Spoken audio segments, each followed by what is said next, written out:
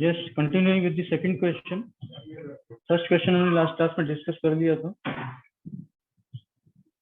Now see this question carefully.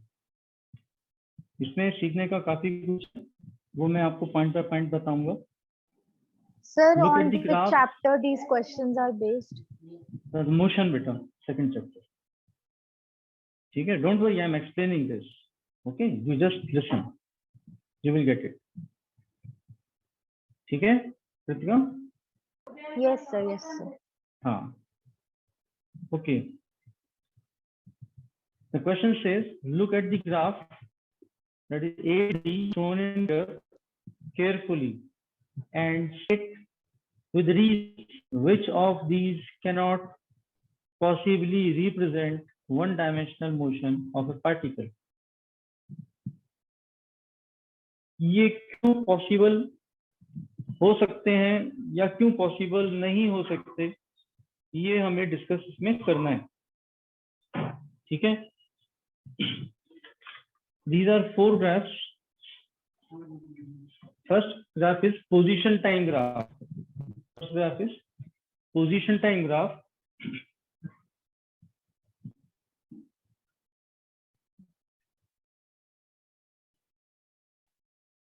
Graph is like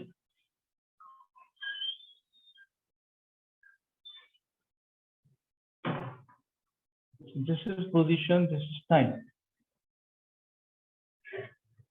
If you see this graph carefully, अगर हम इस graph को follow करते हैं तो ध्यान से देखना क्या हो रहा है। हम ओरिजिन से चले, इस प्रकार से चले, यहाँ तक आए, यहाँ तक आए, यहाँ तक तो आना पॉसिबल है। यहाँ से यहाँ तक आए, यहाँ तक आना पॉसिबल है, मगर जब यहाँ से आगे आए हम, तो टाइम क्या हो रहा है, टाइम पीछे वापस आ रहा है। टाइम क्या हो रहा है, टाइम पीछे वापस आ रहा है। टाइम कभी भी बैक ट्रैक नहीं करता है। हमेशा ध्यान रखना है, टाइम कभी भी रिवर्स नहीं होगा।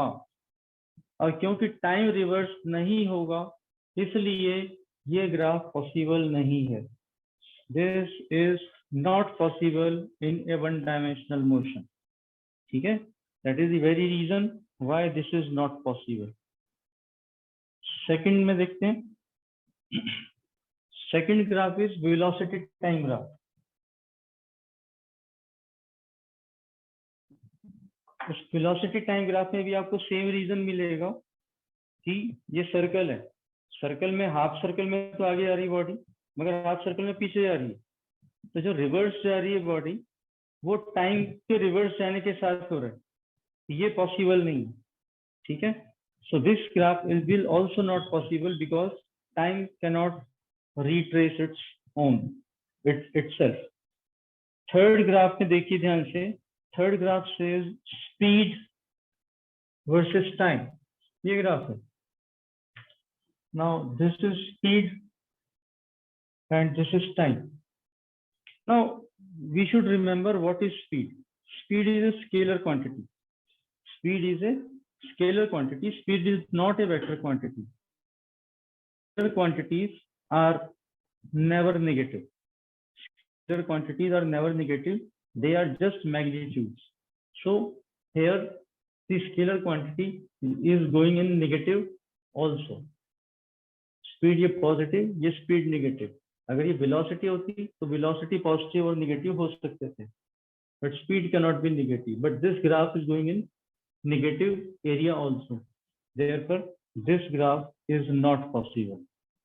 ठीक है, तो ये क्यों पॉसिबल नहीं है? Speed being a scalar quantity, this graph is not possible. यहाँ वेलोसिटी लिखा होता तो ये पॉसिबल था। और फोर्थ ग्राफ में देखें, path length, this is time.